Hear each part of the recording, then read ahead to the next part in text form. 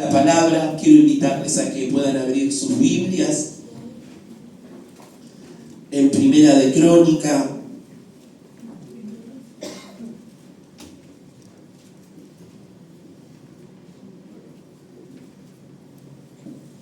capítulo 12.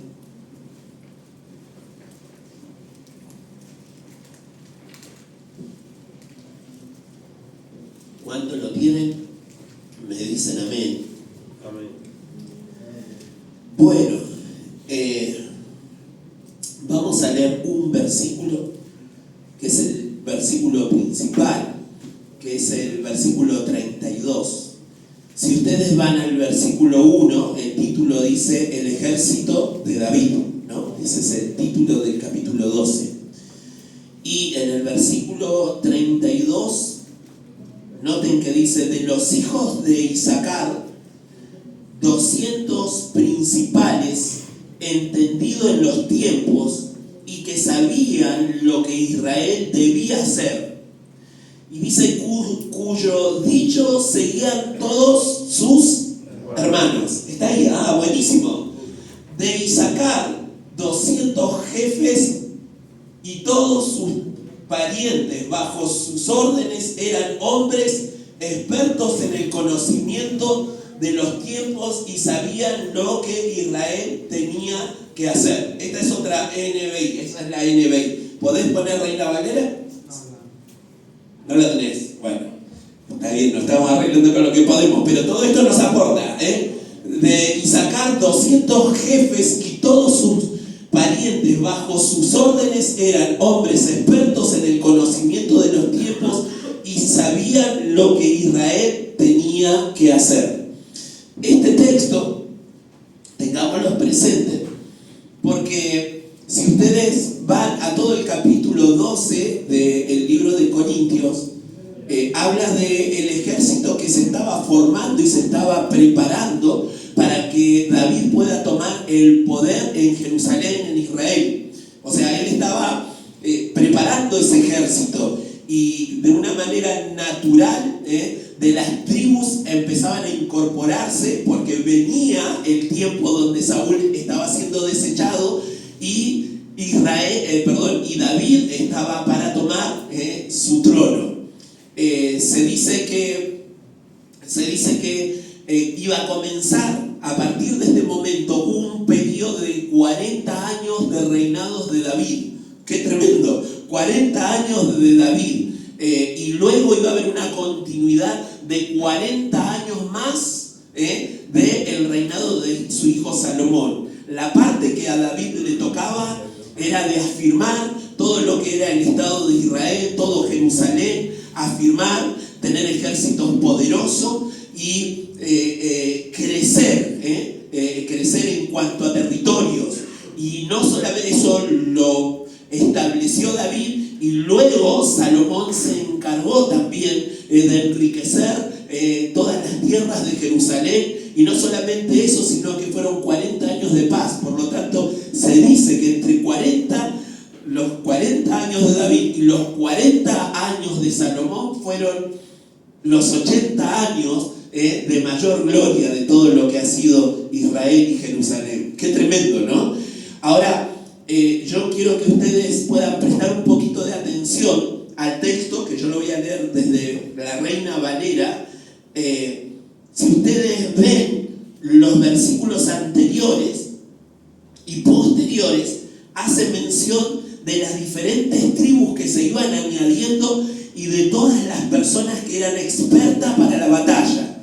Y en el versículo 32 dice: de los hijos de Isaacar, 200 principales entendidos en los tiempos y que sabían lo que Israel debía hacer, cuyos dichos seguían todos sus hermanos. Ahora, noten esto, versículo 33 dice: de Zabulón, 50.000 que salían a campaña pronto para la guerra. En el 34 dice: de Neftalí, 1.000 capitanes y con ellos 37.000. Fíjense en los números. De los de Dan, dispuestos para pelear, 28.000. ¿Se dan cuenta de los números que va Y después si vamos a la parte anterior de Efraín, 20.000, 28.000. De la tribu de Manasés, versículo 31, dice 18.000. O sea, 30.000, 20.000, 18.000, pero de los de Isaacar, un puñadito pequeñito. ¿Cuántas personas? ¿Cuántas? 200 personas. Pero ¿saben una cosa? Que parece muy contradictorio, porque tenía un ejército poderoso que se estaban alineando porque Dios ya lo estaba por poner al Señor, Dios estaba por poner a David en su trono, pero juntamente con eso, todo un ejército estaba por detrás de David. Y se venían alineando, cada vez tomaba más poder, pero de la tribu de Isaacar, solamente un puñadito, 200 personas entendidos en los tiempos que estaban viviendo. Y yo quiero que vos pongas atención a esta palabra. En el versículo 32 dice: de los hijos de Isaacar, 200 principales entendidos en los tiempos y que sabían lo que Israel debía hacer, cuyos dichos seguían todos sus hermanos. Algo fundamental, hermanos, que estas 200 personas que estaban, si bien lees todo lo que es el capítulo 12 de Crónicas, vas a ver la característica de los guerreros. Dicen algunos especialistas con escudos y espadas, otros con flechas, otros preparados para la batalla de tal manera o de cual manera. Pero en este caso habla 200 personas entendidos en los tiempos, en los cuales los dichos de su boca, todos los demás obedecían a los dichos de su boca. Acá hay una diferencia. Y hermanos, nosotros tenemos que entender en este tiempo qué es lo que nosotros estamos viviendo en los tiempos actuales en los cuales estamos en medio de esta sociedad. Y yo quiero que vos ahora vayas rápidamente a leer el versículo de Mateos 24.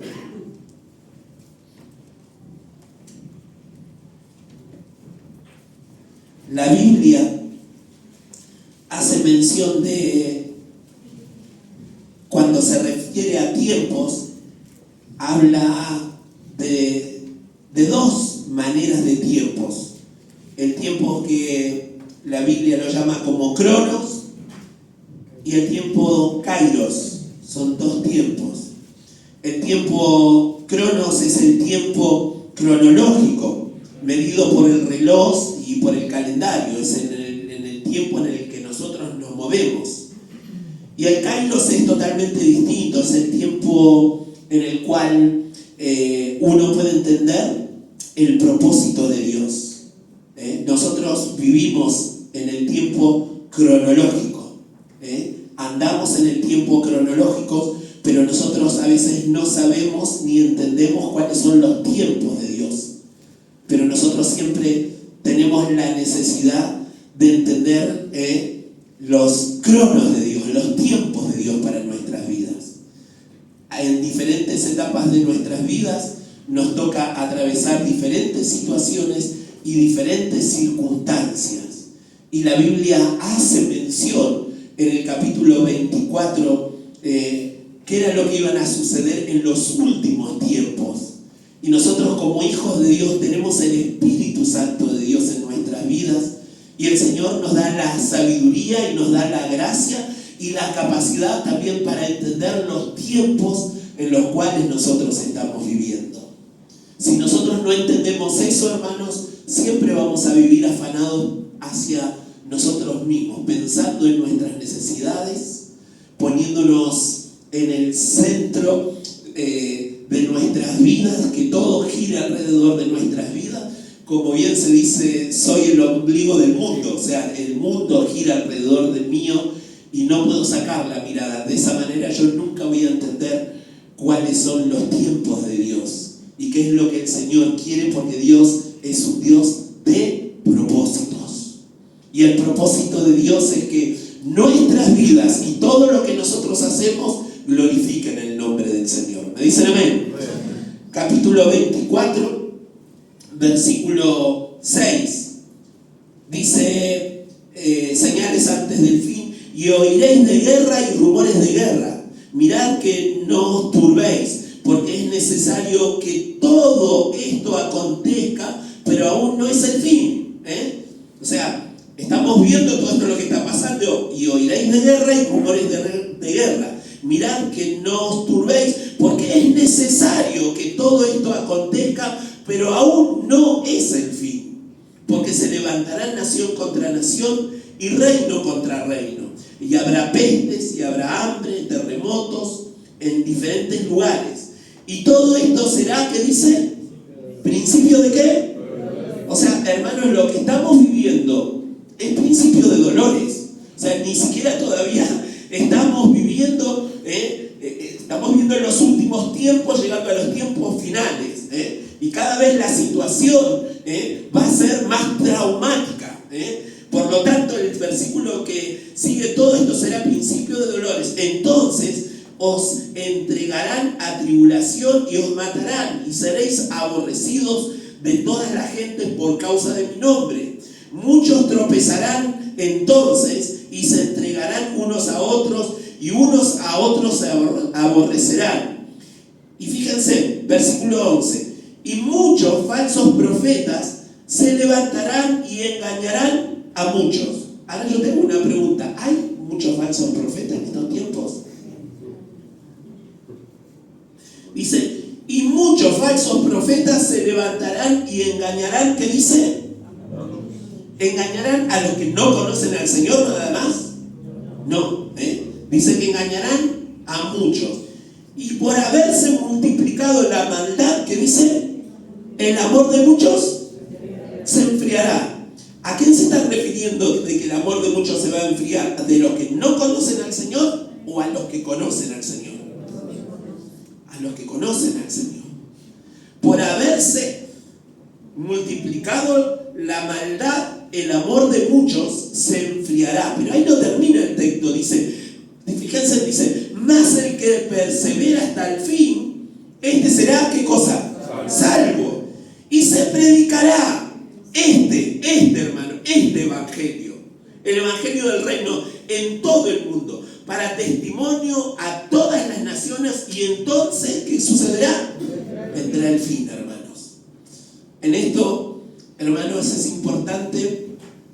Estamos nosotros por cumplir 4 años como iglesia ya establecida en este lugar. Y nosotros tenemos que entender los tiempos que nosotros estamos viviendo. La maldad se va multiplicando. El amor de muchos se va a enfriar. Y siempre y cuando nosotros no tengamos nuestros ojos puestos en Cristo, vamos a estar siendo afectados por las corrientes de este mundo. No es común lo que han sucedido en estos últimos 10, 15 años en las iglesias evangélicas. Estamos rodeados de falsos profetas. Estamos rodeados de falsos apóstoles. Estamos rodeados de nombres tras nombres. ¿Por qué? Porque el corazón del hombre se enorgullece. Y el hombre siempre quiere ser alguien y necesita ser reconocido. ¿Por qué? Porque está en su naturaleza el ego, el orgullo y la vanagloria. Vamos a ir rápidamente a un texto que lo vas a encontrar en 2 de Timoteo.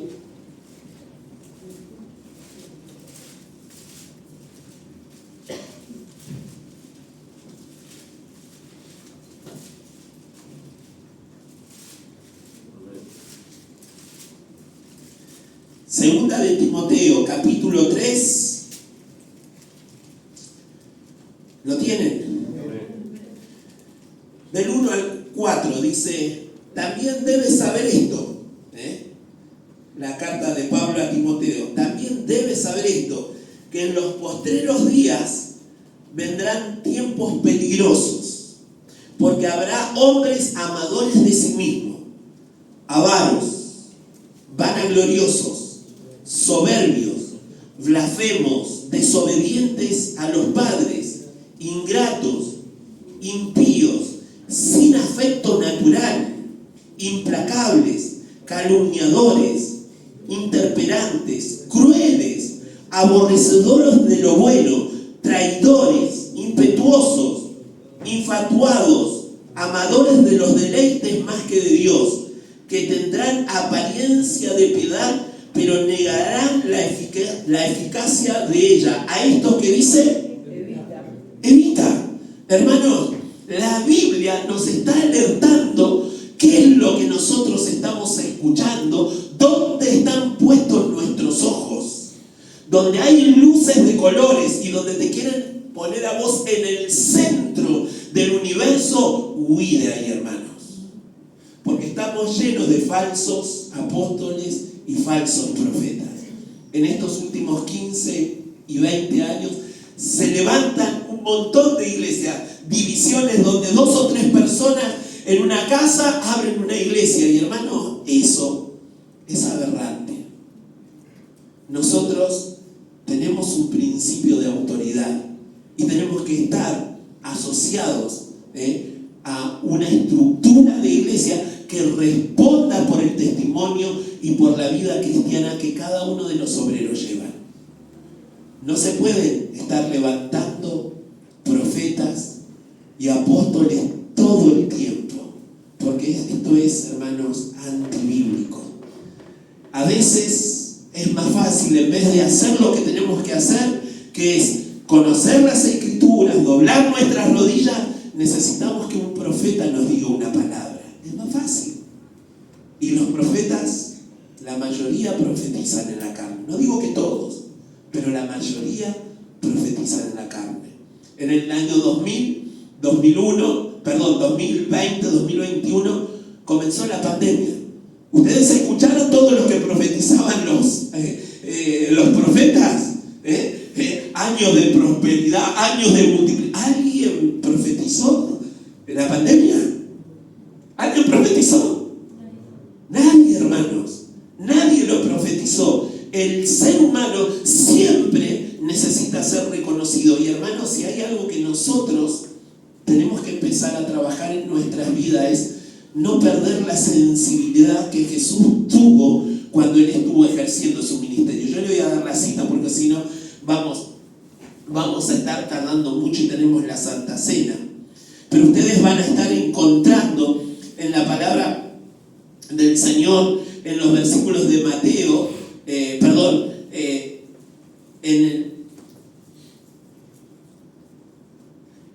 el ministerio del Señor ustedes van a ir encontrando, si en Mateo 9:35 que dice: a la verdad la mía es mucho, los obreros pocos. Ustedes van a decir: y andaba Jesús recorriendo todas las aldeas, enseñando la palabra del Señor, sanando a los enfermos y predicando el evangelio del reino de Dios. Las 3 cosas, hermanos. Él andaba enseñando, andaba predicando la palabra y también sanando a todos los enfermos. ¿Vamos bien hasta ahí, hermanos? Y después, ¿qué es lo que hizo Él? Cuando vio la multitud, ¿qué hizo? Dice que tuvo compasión. Fue movido a compasión. ¿Por qué? Porque veía, dice, a la verdad la mies es mucho. Vamos a ir rápidamente al texto de Mateo 9:35.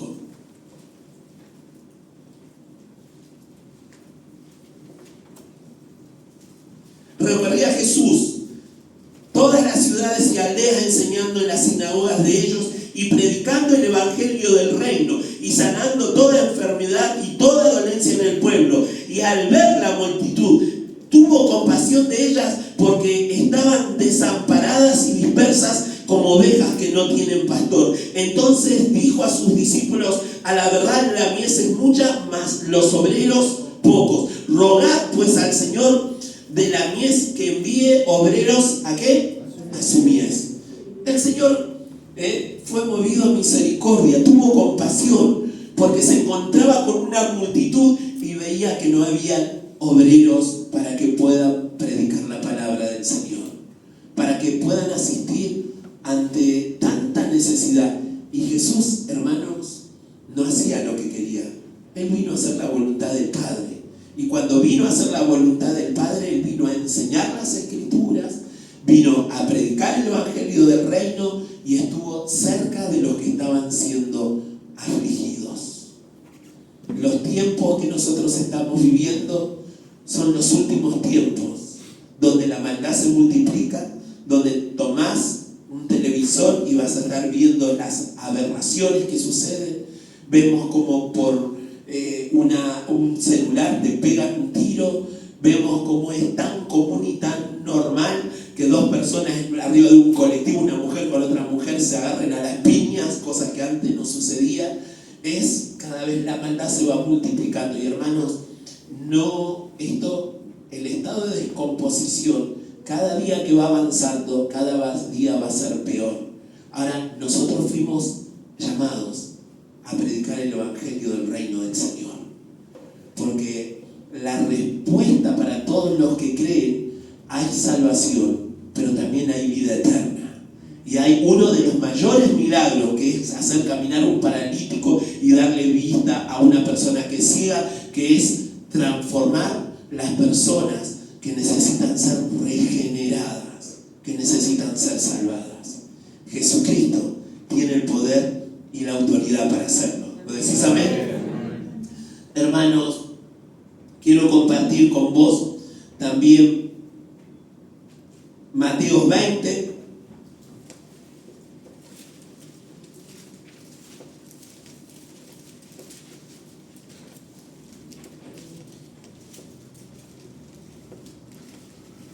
Lo vas a encontrar, la narración de esta historia en Mateo, lo vas a encontrar en Lucas, y son partes que son muy similares.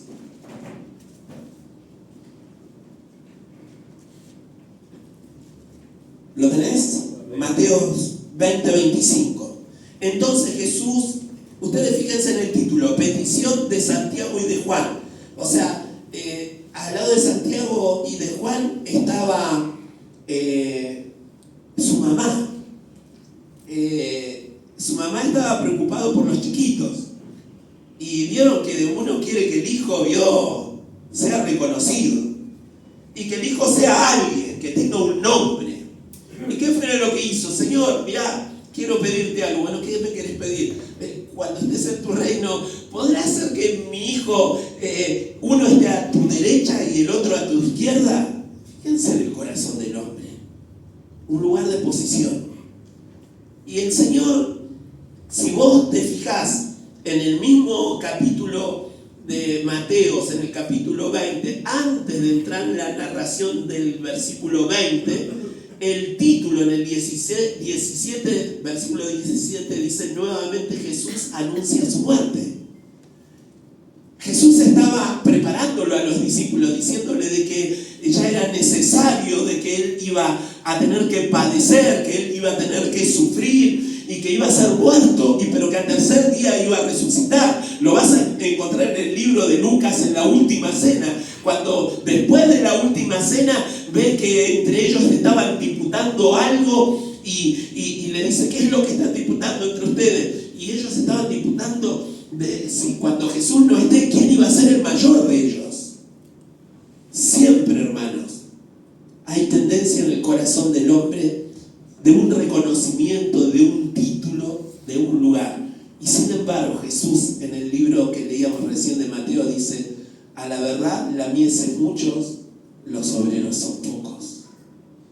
Y hermanos, nosotros tenemos que entender de que si nosotros determinamos en nuestra vida amar y servir al Señor, nosotros somos obreros del Señor. Y juntamente como obreros del Señor, la palabra nos dice: si alguno quiere venir en pos de mí, niéguese a sí mismo cada día, tome su cruz, ¿y qué dice? Y sígame. O sea que el obrero del Señor tiene que entender que el mismo Jesús fue el que se encargó de preparar a sus discípulos y marcó y transitó el camino que lo iba a llevar al Calvario para cumplir el propósito del Señor, del Padre Celestial. Él lo que tuvo que hacer es negarse a sí mismo, porque no tenía que hacer su voluntad propia, tenía que hacer la voluntad del Padre, y todo lo direccionaba a que Él tenía que tomar la cruz, y su camino era el Calvario, y el Calvario era el camino de muerte.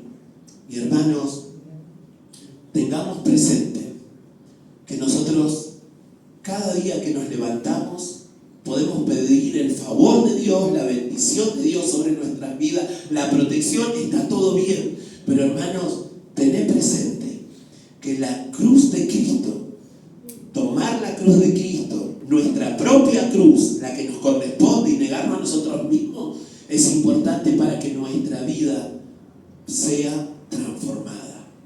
No nos quedamos con la salvación, viene la transformación de la vida. El plan de Dios y el propósito eterno de Dios es que nosotros adoptemos el carácter de Cristo. Y para tener el carácter de Cristo, hermanos, cada día tenemos que tomar la cruz, negarnos a nosotros mismos y seguirle al Señor. Cada día tenemos que matar esta propia naturaleza que está viciada y contaminada por este mundo, que tiene luces de colores todo el tiempo, que son atractivas y que atentan en contra de la verdad de la palabra.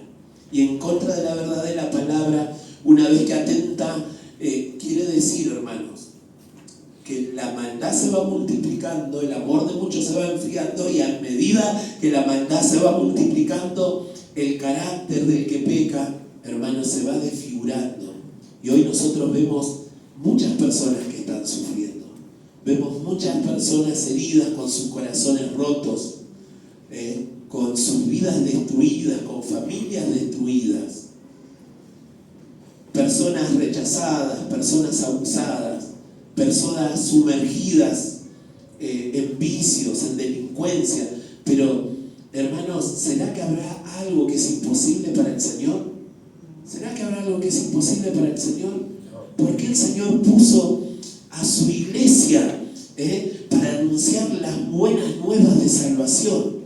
¿Será que Él se fue y después ya no puede suceder nada más? ¿O será que el Señor le dio una orden a sus discípulos una vez que Él resucitó? Al tercer día, por 40 días se les apareció a cada uno de sus discípulos y les dijo, cuando lo vieron, les dijo, no hagan nada, solamente vayan a Jerusalén y esperen, porque va a venir la promesa del Espíritu Santo. Y una vez que venga la promesa del Espíritu Santo, me van a ser testigos en Jerusalén, en Judea y hasta lo último de la tierra. El Espíritu Santo, hermano, es el que nos capacita. Y necesitamos, hermanos, que el Espíritu Santo pueda irrumpir en medio de la iglesia de Jesús el camino. Porque necesitamos y hemos sido puestos en este lugar, hermanos, para salvar a aquellos que están perdidos. ¿Me decís a ver, hermano?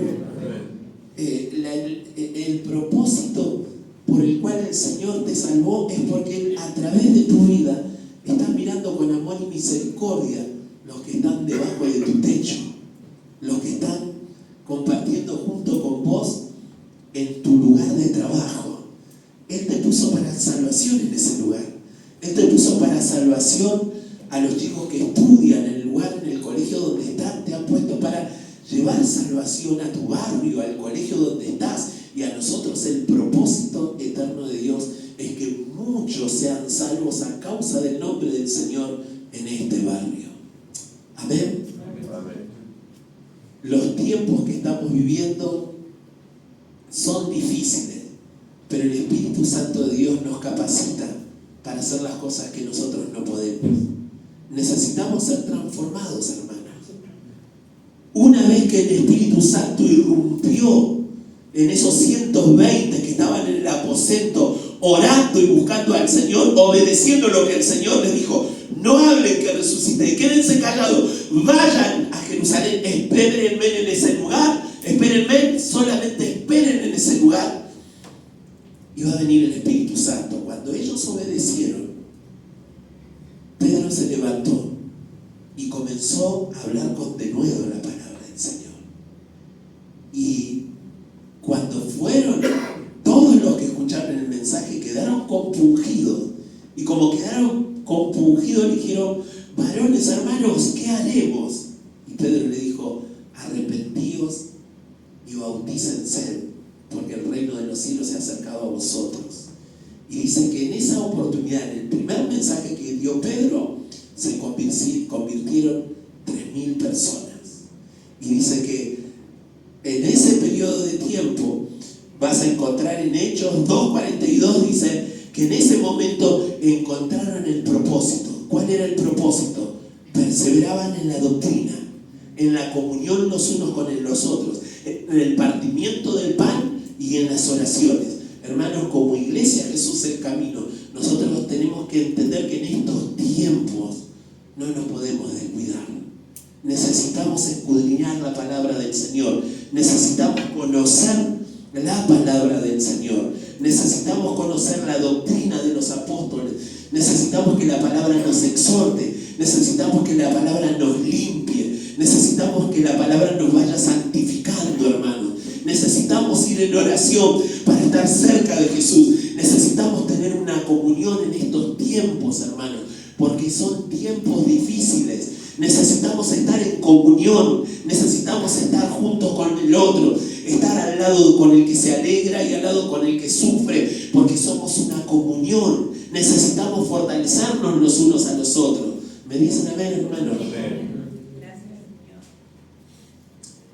Si nosotros no cumplimos con esta parte que es la iglesia primitiva, hermanos, no vamos a poder cumplir el propósito de Dios sobre nuestras vidas. Y si bien tenemos necesidades, hermanos, tenemos necesidades económicas, necesidades de familia, pero la palabra nos dice, hermano, busca primero el reino de Dios y su justicia, y todo lo demás, ¿cómo va a venir? ¿Cómo va a venir? Hermanos, tu economía es circunstancial. Los dolores de tu cuerpo también son circunstanciales. Todas las aflicciones que vos vas a tener son circunstanciales, pero la Biblia nos dice, busca primeramente el reino de Dios, la voluntad de Dios para con tu vida, y todo lo demás va a venir por añadidura. ¿Lo querés que va a ser de esa manera? Amén. Pero hermano, ¿sabes solamente cómo lo puedo lograr? Con obediencia. Entendiendo que Dios me ha preparado como ese puchito de 200 personas ante una multitud de guerreros, 200 personas sabias, inteligentes, que sabían lo que Jerusalén necesitaba. Ellos entendían, pero no solamente eso, sino que los dichos de su boca, sus hermanos lo obedecían. Y si vos ponés en el centro de tu vida a Jesucristo, y vos lo ponés a Él en primer lugar, todo lo que vos digas en tu hogar, tu familia lo va a acompañar. Pero para todo eso, Cristo tiene que estar en el centro de tu vida, en el centro de tus decisiones. Él tiene que ocupar el primer lugar. Él tiene que morar en vos. Él te tiene que ayudar, que cuando vos no podés perdonar, vos perdonás. Vos sos el puente para traer reconciliación donde hay división. Ese es el precio que tenemos que pagar cuando el Señor dice que tomemos nuestra cruz cada día, nos neguemos a nosotros mismos y le podamos seguir. ¿Por qué muchas veces no podemos perdonar? Porque no tomamos la cruz. La Biblia nos dice, perdoná si querés o no querés, si es justo o es injusto. No, la Biblia nos dice que tenemos que perdonar, nos dice que tenemos que amar, tenemos que soportar. ¿Lo dice o no lo dice? Ahora, ¿qué hacemos? ¿Lo obedecemos o lo desobedecemos? Si lo desobedecemos, tenemos las consecuencias. Nos afectamos a nosotros mismos. Pero si lo obedecemos, hermanos, estamos haciendo la voluntad del Padre. Hay un ministerio que lo tenemos todos, y ese es el ministerio de la reconciliación. El Señor te capacita para que vos seas puente entre las relaciones interpersonales que puedan estar quebradas. No se trata de derechos, no se trata de razón, se trata de obediencia. ¿Amén? Nos ponemos de pie.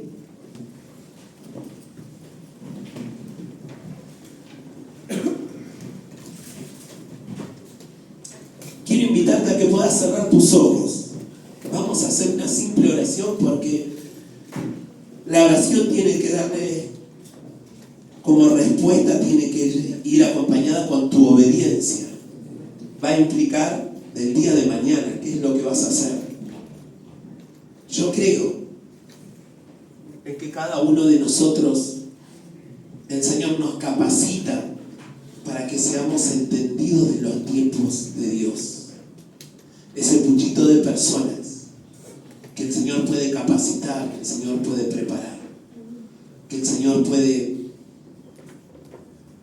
tratar en tu corazón para que vos puedas glorificar el nombre de Cristo en tu vida, y que tu vida pueda tener un propósito, y tu vida puede ir en crecimiento, porque cada uno dentro del hogar tenemos un rol, tenemos un compromiso. El que es padre es responsable como padre y como esposo. El que es madre es responsable como madre y también como esposa. Y cada uno tenemos un rol, el que es abuelo y así sucesivamente, el que es tío, el que es tía. Todos tenemos responsabilidades dentro de nuestro hogar. Y todos tenemos responsabilidades también, hermanos, como obreros del Señor, en la iglesia del Señor, la que el Señor la redimió y la santificó, la que el Señor la prepara para que sea una iglesia santa, sin mancha y sin arrugas. Y la demanda de Él es que el pecado no se enseñoree de nuestras vidas, sino que cada día nos tenemos que santificar más. Y sabes que no lo vamos a poder hacer con nuestra fuerza, ni con nuestra capacidad, ni con nuestro conocimiento, sino rindiéndonos cada día al Señor y permitiéndole que Él trabaje en nuestras vidas. No se trata de lo que vos querés ni de lo que vos pensás, se trata de lo que Cristo es y de lo que Cristo te enseña, y el Señor te enseña en su palabra. Eso va acompañado de obediencia, de temor a Dios, no de temor a que si no hago las cosas bien, el mal me va a venir, sino el temor de desagradarle al Señor.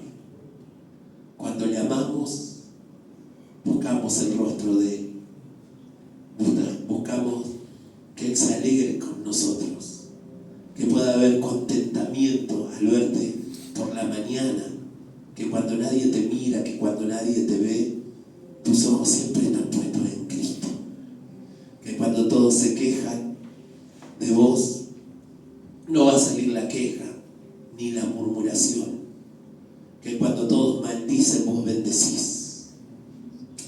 Hermanos, el Señor por su Espíritu nos capacita, y el Espíritu Santo de Dios no tiene límites. El Espíritu Santo está en medio de nosotros para transformar, para cambiar, para redarguir, para transformar el corazón más duro, corazón duro de piedra, transformarlo en un corazón de carne. Él tiene la potestad y la autoridad para restaurar la familia, para sanar las heridas, pero solamente eso lo puede hacer en la medida que nosotros nos podamos sumergir en Él, que es fuente de vida eterna. Gracias te damos, Señor, esta mañana. Primero queremos ser agradecidos antes de ir a la cena del Señor, porque, Señor, podemos echar una mirada al mes de abril y cada uno de nosotros podemos decir que hemos visto tu gloria, hemos visto tu fidelidad. Nos has sustentado, nos has consolado, nos has fortalecido cuando tal vez nos encontrábamos con poca fuerza. Señor, tal vez cuando hemos sentido un silencio que parecía, Señor, que vos no estabas, parecía que había ausencia tuya.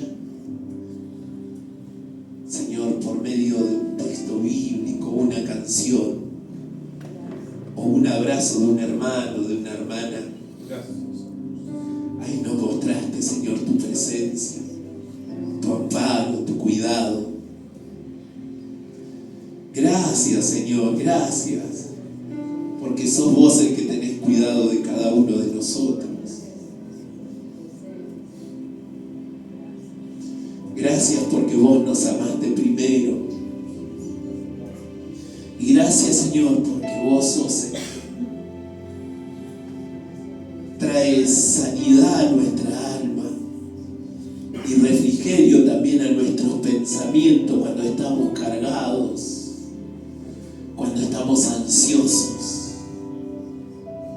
Gracias Gracias, Señor, porque tu Espíritu Santo, el que está en nuestro ser interior y que nos anhela celosamente y que intercede a favor de nosotros, aun cuando nosotros no lo podemos hacer, ahí está el Espíritu Santo, ahí está, Señor, trayendo a memoria las cosas nuevas, Señor, que vos tenés para nosotros.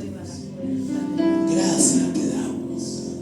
Gracias porque cuando nosotros no podemos, Señor, podemos decir que todo lo podemos en Cristo que nos fortalece. Porque la fuerza radica en el Dios de los cielos, en nuestro Salvador, en el amado en nuestra alma. Yo te agradezco porque vos sos el que enjuagas mis lágrimas, Señor, cada día. El que nos fortaleces y el que nos ayudas como iglesia para comprender y entender, Señor, el propósito por el cual nos has puesto en este barrio. Levantamos nuestras manos y oramos para que este mes de mayo sea un mes lleno de tu gloria, lleno de tu presencia, Señor. Visítanos, Señor, visítanos, llena con tu Santo Espíritu el corazón de mis hermanos. Señor, levanta al que está desanimado, el que está cansado, el que está agotado, el que está siendo afligido. Levántalo, Señor, levántalo. Renueva su fuerza, Señor, aquel Señor que está en debilidad, en fragilidad. Señor, fortalécelo, Señor, por medio de tu Espíritu. Ayuda a aquel que está lidiando y luchando con tentaciones, Señor, que pueda vencer en Cristo, Señor. Aquel, Señor, que le está siendo presentada, que está luchando con un vicio, Señor, ayúdalo, Señor. Ayúdalo a vencer, Señor. Porque vos tenés todo poder para deshacer las obras de las tinieblas en la vida de aquellos, Señor, que están luchando, porque buscan agradarte, porque saben que vos estás con ellos. Señor, ayuda, Señor, ayúdanos. Oramos, Señor, para que hoy al compartir el pan, algo sucede en nuestro corazón, Señor. Irrumpe en lo más profundo de nuestro corazón. Llega a los lugares, Señor, donde nosotros no podemos llegar y donde nadie puede llegar. Donde nuestra alma es saciada, Señor. Ven a nuestras vidas. Ven a nuestras vidas. La sangre de Cristo que tiene poder se manifieste en nuestro cuerpo mortal, Señor, para traer vida en los lugares secos, en los lugares que están muertos, en los lugares que están rendidos. Señor, ven, Señor, que ríos de agua de vida, Señor, fluyan, Señor, de lo más profundo de nuestro corazón. Te lo pedimos, Señor, en el nombre de Jesús. Gracias, Señor.